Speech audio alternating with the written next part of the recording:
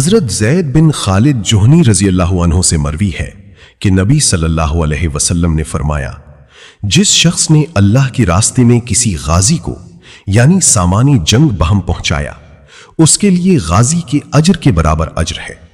اور جس شخص نے اللہ کے راستے میں کسی غازی کے گھر والوں کی کفالت کی اور اس کے گھر والوں پر خرچ کیا، اس کے لیے غازی کے اجر کے برابر اجر ہے۔ حضرت زید بن ثابت رضی اللہ عنہ سے مروی ہے کہ نبی صلی اللہ علیہ وسلم نے فرمایا، جس شخص نے اللہ کے راستے میں کسی غازی کو تیار کیا، اس کے لیے غازی کے اجر کے برابر اجر ہے، اور جس شخص نے غازی کے گھر والوں کی کفالت کی یا اس کے گھر والوں پر خرچ کیا، اس کے لیے غازی کے اجر کے برابر اجر ہے۔ حضرت ابو ہریرہ رضی اللہ عنہ سے مروی ہے کہ رسول اللہ صلی اللہ علیہ وسلم نے فرمایا، جو شخص حج کرنے کے ارادے سے نکلا اور فوت ہو گیا، قیامت تک اس کے لیے حج کرنے والے کا ثواب لکھا جائے گا،